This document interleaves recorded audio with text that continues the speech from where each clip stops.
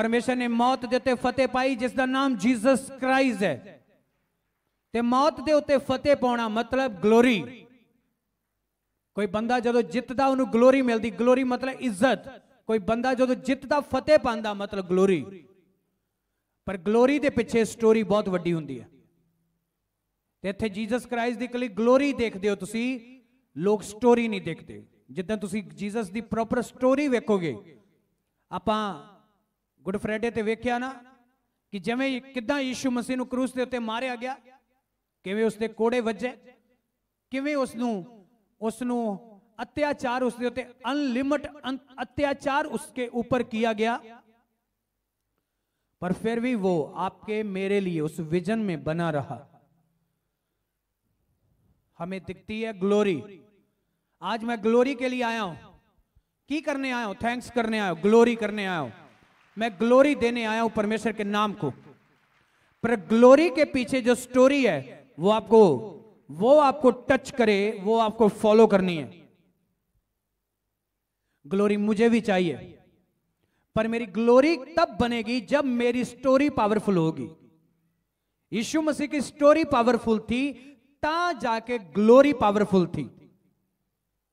जब story powerful ना होती तो ग्लोरी भी पावरफुल ना होती।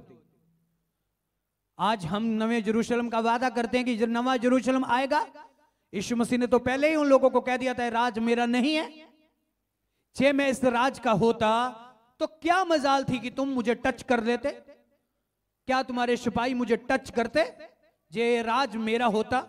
इसलिए खुदावंद ने कहा मेरा राज इस जगह का नहीं है। ताई तो बाइबल कहती है यीशु मसीह जब जिंदा हुए, जिंदा होने के बाद वो अपने चेलों के पास गए। चेलों के पास जाने के बाद उन्होंने अपने चेलों को वचन दिया। उसके बाद वो उठाए गए स्वर्ग में। बाइबल कहती है पिता के सज्जे बने जाकर विराजमान हो गए। बाइबल कहती है अब वो तैयारी कर रहे हैं, अब स्वर्ग में बड़ी तैयारी चल रही है। वो तैयारी है नवे यरूशलेम की। स्वर्ग में एक बड़ी तैयारी हो रही है। परमेश्वर चुप नहीं बैठा, वो बड़ी तैयारी कर रहा है। किस चीज की? यरूशलेम की, बड़े यरूशलेम की। तो यरूशलेम में पाप की कोई भी एंट्री यरूशलेम में नहीं है।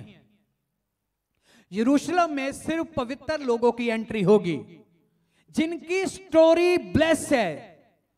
जिनकी स्टोरी ब्लेस है उनकी ग्लोरी यरूशलेम में होगी, उनकी एंट्री यरूशलेम में होगी। हो सकता है आप पहली बार इस प्रीच को सुनते हो, आपको नहीं पता हो कि बातें ये कौन सी बातें। मैं जो बातें कर रहा हूं ये संसार की नहीं है, ये पवित्र शास्त्र बाइबल से ली हुई बातें, ईश्वरी बातें हैं, स्वर्ग की बातें हैं। ये इंसान की बातें नहीं। इसे आत्मा में आके समझना होगा। आप दुनियावी तौर पर इसे कभी समझ नहीं पाएंगे। जब आप सोचे कि इसे मैं दुनियावी तौर पर एक सिंपल इंसान होते मैं इसे समझ लूंगा, ये समझ नहीं आएगा। आपको आत्मा में अपनी बुद्धि को खोलना होगा कि इन बातों को आपने समझना कि यरूशलेम का मतलब क्या है, महिमा की देह का मतलब क्या है। बाइबल कहती है यीशु मसीह मारा गया, तीसरे दिन वो महिमा की देह में जिंदा हुआ था। वो बॉडी कौन सी थी? महिमा की देह। बाइबल कहती जब परमेश्वर ने आदम तो हवा को बनाया था वो महिमा की देह थी। जब फल खाया वो महिमा की बॉडी नहीं, वो पाप की बॉडी बन गई। यीशु मसीह पाप की बॉडी में ही इस दुनिया में जब आया था वो इंसान के ऐसे रूप में आया कि लोगों को पता लगे कि कोई ईश्वर आया था। वो कोई अलग नहीं था, ऐसा नहीं था कि वो दिखता नहीं था, वो दिखता था। उसके हड्डी थी, मांस था, लहू था। इसीलिए वो इसी सेम बॉडी में आया, क्रूस पर जान दी, फिर वो मर गया। पर वो तीसरे दिन इस बॉडी से अलग बॉडी में निकला बाहर। वो बॉडी थी महिमा की बॉडी। वो बॉडी थी जो ना कभी खत्म होने वाली बॉडी। जिस बॉडी में यीशु मसीह कब्र से बाहर निकले वो महिमा का देह था, वो महिमा की बॉडी थी। इस बात को समझने की कोशिश करें। आपने भी उसी महिमा की बॉडी में जिंदा होना है। सबसे बड़ा योगदान पवित्र आत्मा का रहा। जिस पवित्र आत्मा ने पहले यीशु मसीह को गाइड किया, टीच किया, वही पवित्र आत्मा यीशु मसीह को मुर्दों में जिंदा करते हैं। वही पवित्र आत्मा यीशु मसीह की मदद करते हैं, कब्र में जाकर यीशु मसीह को जिंदा करते हैं। बाइबल कहती है वो मर चुका था, यीशु मसीह मारा गया, गाड़ा गया, पर परमेश्वर की आत्मा ने उसे मुर्दों में जिवा लिया। तो वो ही आत्मा, जिस आत्मा ने यीशु मसीह को जिंदा किया, वो ही आत्मा एक दिन तुम्हें ते मुझे भी जिंदा करेगा, बाइबल कहती है। आपकी तारीफ छोटी है, मैं जो आपको गाइड कर रहा हूं आपको समझने की जरूरत है। अब महिमा की देह क्या होती है? महिमा की देह होती है प्रैक्टिकल पवित्र देह, जिसमें महिमा की देह में जाने से पहले मुझे अपनी स्टोरी को सेटअप करना होगा। जे मुझे सचमुच महिमा की देह चाहिए, यरूशलेम में मैंने जाना है, आवाज करो, यरूशलेम में मैंने जाना है, तो मुझे महिमा की बॉडी में एंटर करना होगा। जे मैं स्वर्ग में जाना चाहता हूं, मुझे महिमा की बॉडी चाहिए, तो महिमा की बॉडी मतलब ग्लोरी। ग्लोरी से पहले तुम्हें अपनी स्टोरी सेटअप करनी होगी। इस्राएली लोगों ने जब अपनी स्टोरी खराब कर ली तो ग्लोरी खराब हो गई। जो स्टोरी बनी है तो ग्लोरी बनी रहेगी। स्टोरी मतलब क्या है समझ आऊंगा मैं आपको आज। जीसस, यीशु मसीह की जो लाइफ स्टोरी थी, स्टोरी कहते हैं किसी बंदे की हिस्ट्री, मतलब उसकी स्टोरी, उसकी लाइफ, उसका बीता हुआ, खड़ा रहे, उसका बीता हुआ समा, साल, आगा पीछा, कोई भी जो काम किए उसने अपनी जिंदगी में, वो उसकी एक स्टोरी है। आपको पता है कि कोई भी राजे महाराजों की भी लोग का जो डायरेक्टर होते हैं, वो किसी बंदे को पकड़ते हैं, उसकी स्टोरी लिखते हैं, लिखते नहीं लिखते कि उसकी स्टोरी के ऊपर पिक्चर बनती है, फिर वो रिफ्यूज होती है, या रिफ्यूज नहीं हुई तो वो पास होती है, ज्यादा पैसा कमाए या कम कमाए, वो स्टोरी के ऊपर है। जितनी ज्यादा बेस्ट स्टोरी होगी उतना ज्यादा वो बेस्ट चलेगी। अब ध्यान से सुनो, ये तो दुनियावी चीज हो गई। अब स्टोरी का मतलब है किसी का चाल चलन। अब जीसस का जो चाल चलन था, उनकी स्टोरी जो थी, उसमें आप जाकर देखो। पहले हम चाहते हैं यीशु मसीह की तरह ब्लेस बनना, हम चाहते हैं कि यीशु मसीह की तरह हम भी एक दिन जिंदा हो जाएं, पर जैसे वो जिंदा हुआ, उसकी ग्लोरी जो थी, उसके पीछे जो स्टोरी है, उसे आपने पहले फॉलो करना है। जिसने स्टोरी फॉलो कर ली वो ग्लोरी में एंटर हो चुका है, समझो। होना नहीं, हो चुका है। तारीफ छोटी है आपकी चर्च, बहुत बहुत बहुत छोटी, बहुत हल्की है। स्टोरी का मतलब है अपनी जिंदगी को खुदावंद के लिए दे देना। किस कारण? नवे यरूशलेम के लिए। परमेश्वर एक बड़े राज की तैयारी कर रहा है, जिसको उस राज के अंदर रखने के लिए उसे महिमा की देह के जरूरतमंद लोग चाहिए। वो लोग चाहिए जो स्वर्ग से पवित्र आत्मा के द्वारा उठाए जाएंगे। परमेश्वर को वो लोग चाहिए जो प्रैक्टिकल पवित्र होंगे, जिनका मन शुद्ध होगा। बाइबल कहती है जिसका मन शुद्ध पवित्र है वो परमेश्वर को देखेगा, जिसका मन पाप में है वो परमेश्वर को कभी देख नहीं पाएगा। अब जीसस की स्टोरी देखो, उसके अपने लोगों ने उसे सताया, पर वहां से वो निकल गया, वो दूसरे नगर में जाके प्रचार करने लगा। ताई तो यीशु मसीह ने कहा जैसे मुझे सताया गया तुम्हें भी सताया जाएगा, पर चिंता मत करना, तुम्हारा फल अति है। अब जे आप सोचोगे कि यीशु मसीह बड़ी आसानी की जिंदगी जी के गए हैं, वो राजे थे, महाराजे थे, अब उनके पास इतनी सामर्थ थी, इतनी सामर्थ थी, तब भी चैलेंज उनके सामने थे, संघर्ष उनके सामने थे। ये उनकी स्टोरी के अंदर जो पार्ट थे उन्होंने पूरे किए। ऐसा नहीं था कि फरीसी मुझे तंग कर रहे हैं तो मैं इन लोगों के लिए प्रचार कर रहा हूं, जिन लोगों को मैं चंगा कर रहा हूं ये लोग मुझे सता रहे हैं, छोड़ दे इनको, छोड़ दो, सेवा वगैरह, निकलो कई किसी देश में जाकर अपना टाइम पास करो अपना बस। जो कि इन लोगों के लिए क्या मरने की जरूरत है, इन लोगों के लिए क्रूस उठाने की क्या जरूरत है, तो कदर नहीं करते। समझ आ रही है नहीं आ रही? पिछले दिनों ने एक सिस्टर ने हमारे साथ ऐसा किया कि हमें वो अपना जो दिया है हमने आप वापस करो, हमें 2-3 दिन हमारा दिल दुखा, हमें तकलीफ हुई इस बात की, हमने इन लोगों के लिए इतनी प्रार्थना की, इन लोगों के लिए हमने इतना कुछ किया, तो आज ये लोग हमें ऐसा दे रहे हैं।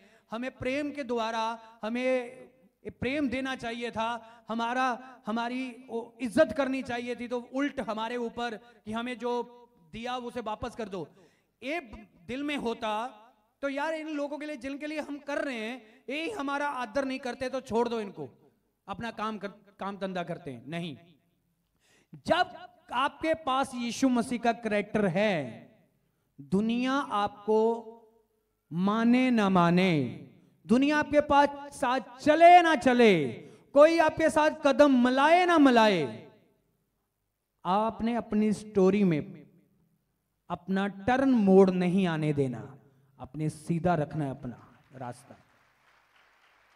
आपने अपनी स्टोरी में शॉर्टकट नहीं जाना, कोई भी कुछ भी हो जाए। आपको लग रहा है कि आपका मन दुखी है, वो निराशा 4 दिन की है। जे एक बंदा आपको धोखा देगा तो 100 बंदे आपके साथ आपके बेटे बनके आपको बाप, असली बाप समझ के आपकी अधीनगी करने के लिए आ जाएंगे। तारीफ छोटी है, मैंने कहा जे कुछ 10-15 लोगों ने यीशु मसीह को छोड़ दिया, जहां उसके नगर के लोगों ने उसके ऊपर पत्थर मारे, तो ऐसा नहीं था कि यीशु मसीह ने सेवा छोड़ दी थी, वो दूसरे नगर में जाके सेवा करने लगा। तो दूसरे नगर में लोग जाके उसको देखना पसंद करते थे, उसको टच करना पसंद करते थे, उसके साथ बात करना पसंद करते थे, उसको अपने घर बुला के खाना खुआना पसंद करते थे। मैंने तो पहले भी कहा, जे आप थोड़ी जी खुदावंद को इज्जत देंगे, थोड़ी जी इतनी, तो वो आपको इतनी इज्जत देगा।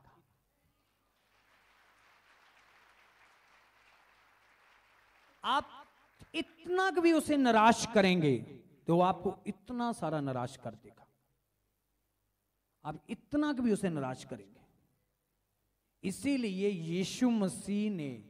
यीशु मसीह की जो स्टोरी थी, जे आप उसकी स्टोरी देखेंगे तो यीशु मसीह ने एक पल भी ना अपने पिता को कभी निराश किया, ना लोगों को कभी निराश किया।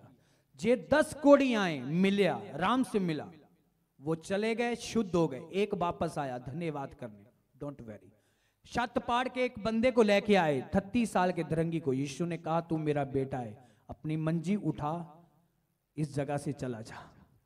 फरीसी कह रहे कौन है पाप माफ करने वाला, वो कहता डोंट वेरी, किसी की कोई परवाह करने की जरूरत नहीं है, मैं तुम्हें कहता हूं अपना बिस्तर उठा, इस जगह से चला जा, मैं तेरे पापों को क्षमा करता हूं। अब सुनो, अब जीसस की स्टोरी देखो कितनी ताकतवर है। एक पल भी, कोई ऐसा वक्त नहीं कभी आया कि यीशु मसीह ने कभी पिता को निराश किया हो। समझ आ रही है? तो कभी ऐसा एक पल भी नहीं आया कि किसी बंदे को, किसी आए हुए इंसान को खुदावंद ने कभी निराश किया हो। ऐसा भी कोई पल नहीं है बाइबल में। लोगों ने यीशु मसीह को निराश किया, लोगों ने परेशान किया, लोगों ने यीशु मसीह के साथ बुरा किया, पर यीशु मसीह ने किसी के साथ भी कभी बुरा नहीं किया, ना तब किया, ना आज करेगा, ना कभी आने वाले वक्त में कभी किसी के साथ वो बुरा करेगा। तारीफ छोटी है आपकी। आप जीसस की ग्लोरी देख रहे हैं, स्टोरी नहीं देखते। मैं चाहता हूं कि मेरी चर्च स्टोरी पर काम करे, ग्लोरी अपने आप आएगी। हम चाहते कि हमारी चर्च हट्टी कट्टी चर्च, मतलब तकड़ी चर्च होनी चाहिए। एक एक विश्वासी एक एक लाख भूत दे उत्ते भारी होना चाहिए। एक एक विश्वासी, एक दुष्ट आत्मा को देख के सारा टब्बर अंदर बढ़ने वाला विश्वासी नहीं चाहिए मुझे। सिर दर्द हो गया तो टेंशन में बाइबल छोड़ दी पढ़नी, प्रार्थना करनी छोड़ दी, वचन करना छोड़ दिया, चर्च आना छोड़ दिया कि सर दर्द के कारण। मैं उसे विश्वासी नहीं मानता हूं, वो मेरे चर्च का विश्वासी नहीं हो सकता। मेरे चर्च का विश्वासी वो ही है जो तूफान भी आए तो आगे से हंसता हो, पहाड़ों को कहे मैदान बन जाए। उसे कहते हैं तंदुरुस्त विश्वासी। तो वो विश्वासी की जो स्टोरी है वो जबरदस्त है। जब स्टोरी जबरदस्त है, स्टोरी में कोई भी मोड़ नहीं है, स्टोरी में कोई दाएं बाएं नहीं है, स्टोरी में सीधा सीधा है, बस वचन पूरा करना है, फॉलो करना है, शैतान को शर्मिंदा करना है, महिमा की देह के लिए तैयार होना। जिस दिन यीशु मसीह आएगा, दूत आएगा, मुझे कब्र से उठाएगा, डायरेक्ट यरूशलेम में जाके पंगड़े पाऊंगा। तारीफ छोटी है आपकी। अब यीशु मसीह की स्टोरी जो थी उसे कहते थे कि उसने प्रूफ किया कि जो मैंने करना है मैं उसे प्रूफ करूंगा। जी आप प्रूफ नहीं कर पाएंगे अपनी पवित्रताई को, बाइबल पढ़ने को, बाइबल का वचन पूरा करने को, अपने आप को प्रूफ नहीं कर पाएंगे आप, तो आप अपनी स्टोरी में फेल हो जाएंगे। आए लोग अपनी स्टोरी के ऊपर ध्यान नहीं देते, लोगों को ग्लोरी चाहिए। ग्लोरी मतलब काम चाहिए, टेस्टमनी चाहिए। स्टोरी का मतलब ही नहीं है, स्टोरी के ऊपर कोई ध्यान नहीं देता, टेस्टमनी चाहिए। टेस्टमनी मिल जाएगी। क्या एक टेस्टमनी आपको स्वर्ग पहुंचा सकती है? क्या टेस्टमनी के द्वारा आप महिमा की देह में उठ सकते हैं? नहीं। टेस्टमनी जी आप सोचेंगे यीशु मसीह लोगों को चंगा करते थे, चंगा करना उनका आदत है, उनकी स्वभाव, उनकी नेचर है, वो चंगा आज भी लोगों को करता है, करता रहेगा।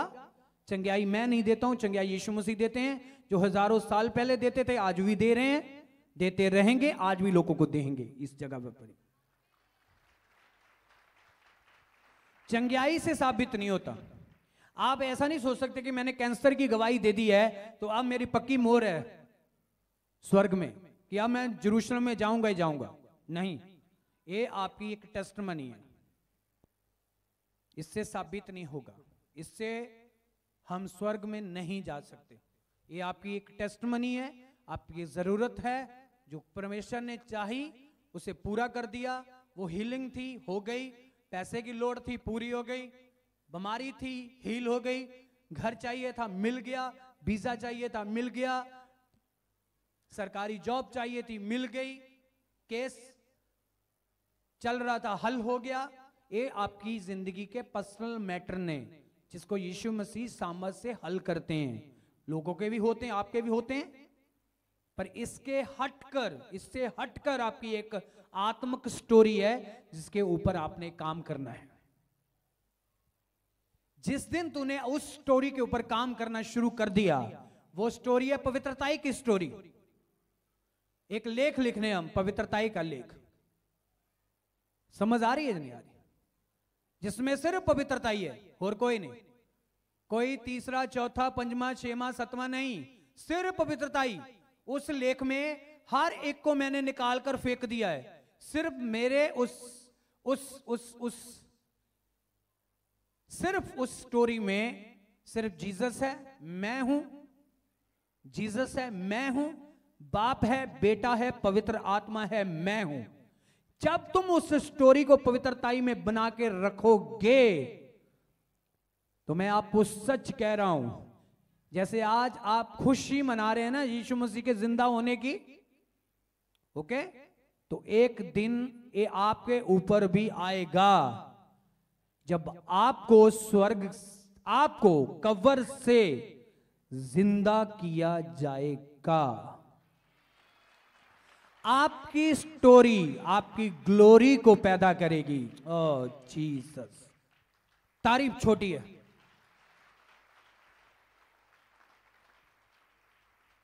अपने हाथ उठाएं, स्वर्ग की तरफ देखें आत्मा में।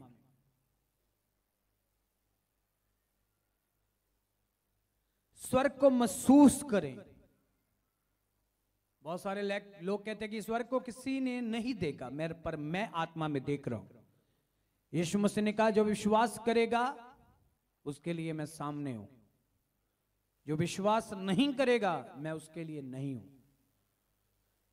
यीशु मसीह ने कहा है, कहता जो मेरे ऊपर विश्वास करेगा, जो मेरे ऊपर नेचा करेगा, जिसने मुझे कभी देखा नहीं, मुझे कभी जाना नहीं, जे वो मेरे ऊपर विश्वास करेगा,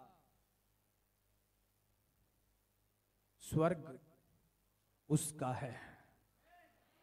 कहता धन्य है वो लोग जिन्होंने मुझे नहीं देखा पर फिर भी विश्वास किया कि तू है। आमीन। अब मेरे जीवन में जब स्टोरी थी, जब मेरी पुरानी स्टोरी थी वो पाप की थी, उसके बाद जब मेरी स्टोरी आई उसमें मैंने अपने आप को पवित्रताई में अपने आप को बना के रखा। जहां जहां भी शैतान ने अटैक करने की कोशिश की, वहां वहां हमने शैतान को पकड़कर सही टाइम पर मार दी। शैतान की योजना को रद्द करने के बाद आप स्टोरी में बने रहेंगे। पाप करने का मन तो हर किसी का करता है, पर स्टोरी में पाप आ गया तो आपकी ग्लोरी खराब हो जाएगी। आप अपना अगला पल खराब करना चाहते हैं तो आपको आज के पल को बचा के रखना होगा। आपको आज के पल को बचाना होगा। शत्रु आपके आसपास आके आपको गाइड करेगा, आपके दिमाग में पाएगा ये पाप कर, वो आपको टीच करेगा पाप करने के लिए। आपने अपने समय को संभाल कर चलना है। आपने वहां से उस जाल से कैसे निकलना है, आपने परमेश्वर से ईश्वर बुद्धि की मांग करनी है कि खुदावन जिस जाल में मैं फंस चुका हूं, जब फंस रहा हूं, इस जाल से मुझे बाहर कट, क्योंकि मैं इसमें जीना नहीं चाहता हूं। ये मेरी स्टोरी का पार्ट नहीं है। मेरी स्टोरी का पार्ट तेरा वचन है, तेरी अधीनगी है, तेरा मसीहा है, चर्च है, बाइबल है, फास्टिंग है, अच्छे तरीके से जिंदगी जीना है। ये तेरी मेन आत्मिक स्टोरी का पार्ट है। मैं उसमें जीना चाहता हूं, पाप में नहीं। अपनी स्टोरी में वर्शिप को ऐड करो।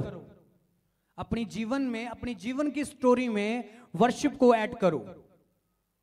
जो लेख आप लिख रहे हो इसमें वर्शिप ऐड करो। किन लोगों की पर्सनल डायरी लगी हुई है? आपकी जिंदगी की पर्सनल डायरी लगी हुई है, आपने लगाई है? ऐसे बहुत सारे लोग हैं जिन्होंने अपनी जिंदगी की पर्सनल डायरी से लगाई हुई हैं। जी आज हम यूहन्ना को पढ़ रहे हैं, पतरस को पढ़ रहे हैं, तो जब पतरस यूहन्ना ना लिखते तो आज बाइबल हमारे पास ना होती। आपकी एक पर्सनल डायरी होनी चाहिए, सिर्फ उसके ऊपर अपना आपका नाम होना चाहिए। लिखो, रोज लिखो। आज मैंने इतनी किलोमीटर चल के गया, इन लोगों को मिला, मैंने ऐसा हुआ, मेरे साथ ऐसा हुआ। फिर अपने 1 महीने बाद अपने बैकग्राउंड की स्टोरी के ऊपर, अपने दिनों के ऊपर ध्यान कर। जितने दिन तूने 1 महीने में बिताए, पहले देख खोल खोल के कि कहां तूने गलती की। जहां तूने गलती की वहां कांटा मार, जहां तूने सही किया वहां टिक मार कर। तो जहां तूने गलती की तो फिर प्रभु के सामने अपनी 10 गलतियों को लेके बैठ जा। वो एक अलग पेज में लिख ले कि मैंने ये गलती की, ये गलती की, ये गलती की, ये गलती की। तूने 5 गलतियां कर ली हैं 1 महीने में। तूने 25 काम अच्छे किए जहां टेक मार कर दी। अब आपको एक बात मालूम होनी चाहिए कि जे मेरी 5 गलतियां, जब मैं 25 गलतियों को सुधार सकता हूं तो आगे रह क्या गया है? 5। ओके, एक अलग पेज के ऊपर अपनी 5 गलतियां लिखकर प्रे में जाना। तो प्रभु को बोल के दसना कि प्रभु देख, जो मैं नहीं कर सकता वो तू कर सकता है। देख मेरे अंदर 5 अभी भी गलतियां हैं। देख मैं से व्यभिचार नहीं छूट रहा, मेरी हेल्प कर। मैं झूठ बोलता हूं अभी भी, मेरी हेल्प कर, मुझे अभी भी पैसे का लालच है, मेरी हेल्प कर। जब आप अपनी 5 गलतियां खुदावंत को गिनाएंगे तो उसके ऊपर काम करेंगे, मैंने कहा आपकी स्टोरी ग्रेट स्टोरी होगी। स्वर्ग में परमेश्वर आपका नाम बोलेगा एक दिन, जैसे पिता ने कहा मैं अब्राहम इसहाक याकूब का परमेश्वर हूं। ईमानदार सच्चे वफादार लोगों का नाम प्रभु अपने होठों पर रखता है तो अपनी दिल की पट्टियों के ऊपर लिख के रखता है। इस बात को जानो, आपका फायदा इसमें। मैं आपको फायदे की बात दे रहा हूं, समझ आ रही है? कहते जहां फायदा हो ले लो, खींच लो उस फायदे को। मैं आपको फायदा दे रहा हूं। फायदा चाहिए, नुकसान चाहिए? हाँ, किन किन लोगों को फायदा चाहिए? जिन लोगों को फायदा चाहिए ना, वो अपनी स्टोरी के ऊपर काम करना शुरू कर दे।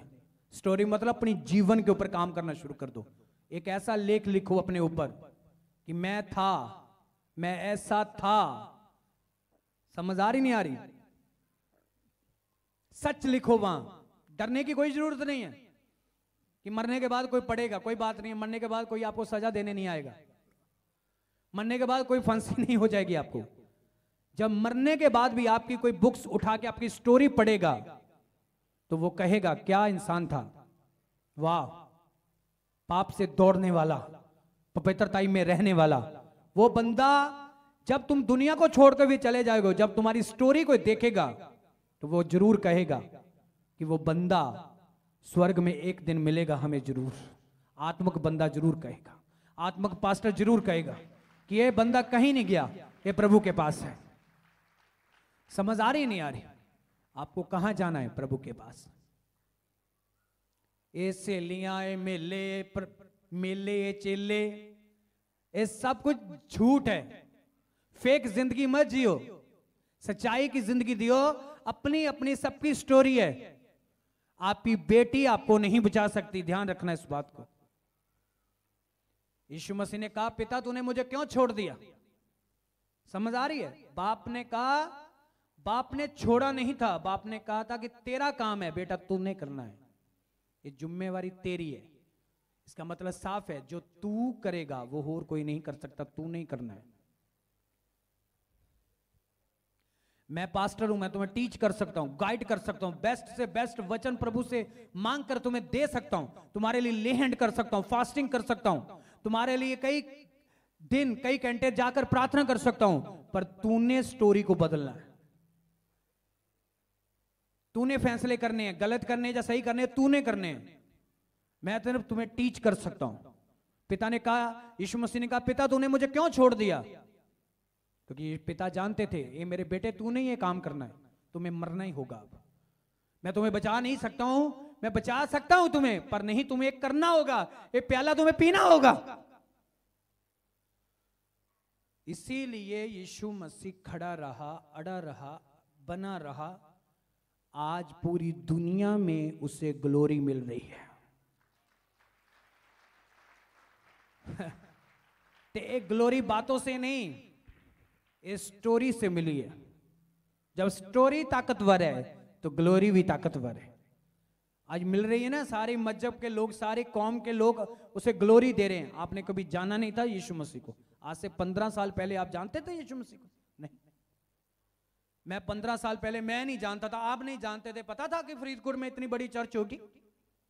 देखो कहां मिल रही है उसे ग्लोरी, मिल रही है ना ग्लोरी। स्टोरी कहां शुरू हुई थी? यरूशलेम में, बैतलहम में। हाँ, बैतलहम में, यरूशलेम में स्टोरी शुरू हुई। तो ग्लोरी कहां मिल रही है? पंजाब के फरीदकोट में, पंजाब में, इंडिया में, हर जगह। कहां कहां कहूं?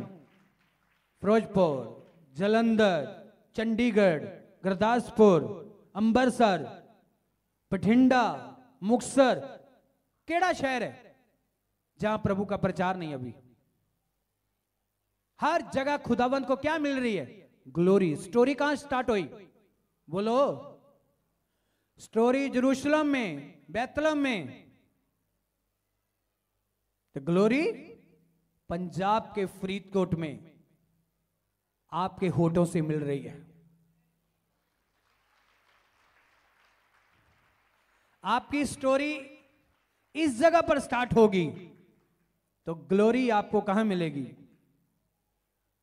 जो हजारों किलोमीटर दूर है, वो स्वर्ग में। तारीफ छोटी है आपको, छोटी तारीफ अपने लिए भला, अपने लिए ताड़ी बजा लो, ताड़ा बजा लो। गुड न्यूज का दिन है,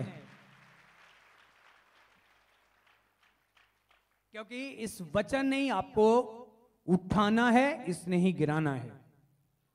पर ये वचन इस पुलपट से हमेशा निकला कि तुम ऊंचाइयों में जाएं, तुम ऊंचाइयों में जाओ, बुलंदियों को छुओ, तुम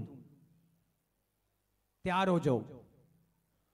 मैंने कहा स्टोरी तुम्हें इस जगह पर सेटल करनी है तो ग्लोरी तुम्हें हजारों किलोमीटर दूर मिलेगी जाकर।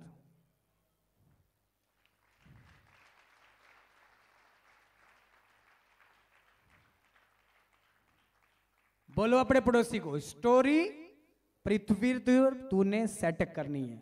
अपने पड़ोसी को बोलो,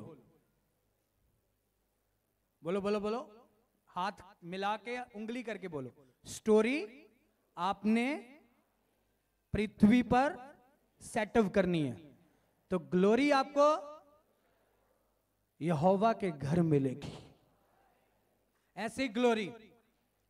मैंने कहा, एक पास्टर ने मुझे कहा था आज से 10 साल पहले, एक पास्टर ने मुझे कहा, कहता तुम्हें पता स्वर्ग में जाने, जब स्वर्ग में एक इंसान जाएगा उसका आदर कैसे होगा?